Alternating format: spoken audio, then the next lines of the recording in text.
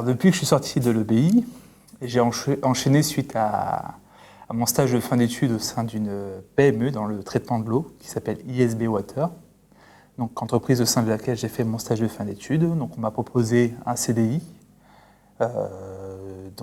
L'avantage d'une PME comme ça, c'est qu'on a très vite plusieurs casquettes. Donc, j'étais à la fois responsable R&D, ingénieur d'études, commercial.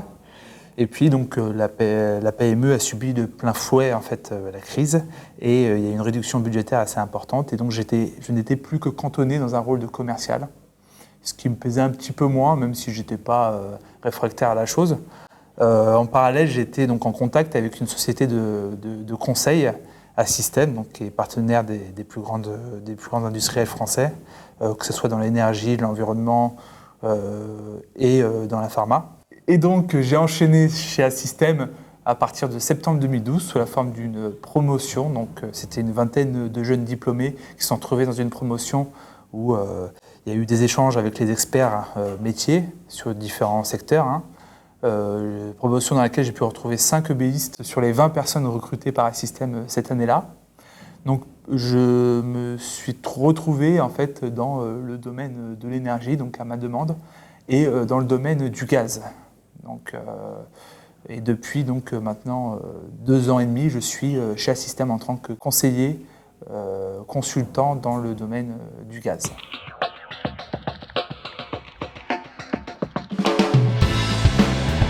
Alors, donc aujourd'hui, j'occupe le poste de coordonnateur démarrage construction dans le service construction de GRT Gaz, qui est anciennement Gaz de France.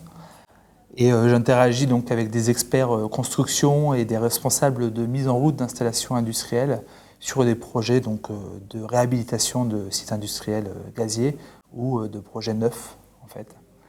Et donc je m'occupe sur la phase d'ingénierie de tout ce qui est mise en place en fait, de la méthodologie de mise en route qui s'appelle Opercom. Donc c'est une méthodologie qui est très reconnue dans le domaine de l'oil and gas. Et en parallèle, je veille à la constructibilité des installations développées par le bureau d'études. Donc ça, c'est sur tout ce qui est la partie ingénierie. Et en phase de construction, je représente un soutien en fait, aux équipes terrain sur la mise en service des installations.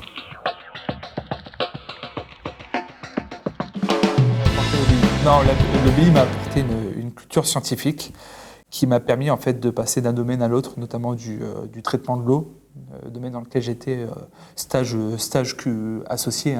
Pendant 1 an et demi, j'étais principalement dans le traitement de l'eau et j'ai basculé dans le domaine de l'énergie et particulièrement du gaz, avec facilité grâce aux bases de Mecafluid ou d'autres cours liés à ma majeure procédé.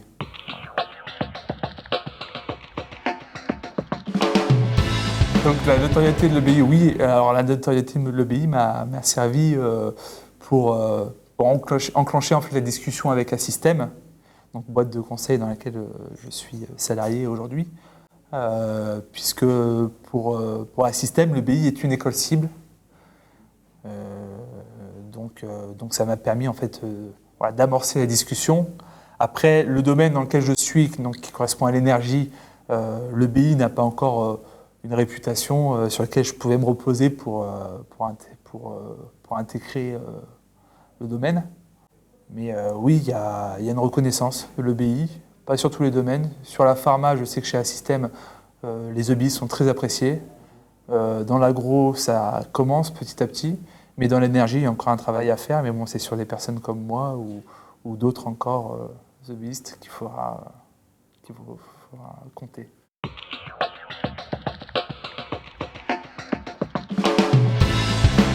Alors, je me souviens d'une sortie rugbyistique avec l'équipe de rugby de l'EBI que j'encadrais avec Maxence Affre, donc de ma promotion. Et c'était au tournoi des 5 ballons. Le tournoi des 5 ballons organisé par l'ESSEC qui regroupait plusieurs universités européennes et notamment une école russe.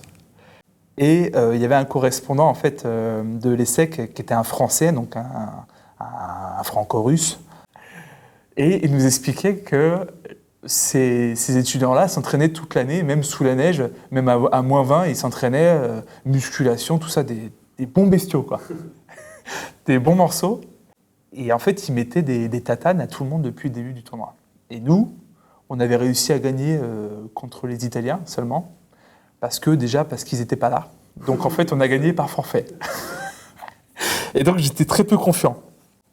Et ce qui s'est passé, c'est que on savait vers qui on allait affronter, les athlètes qu'on allait affronter. Et du coup, il s'est passé quelque chose d'incroyable, c'est qu'on a su en fait se surpasser.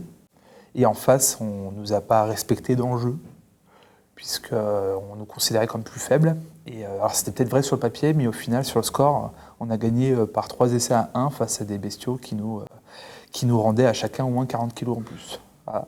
C'est un des plus beaux souvenirs de l'EBI.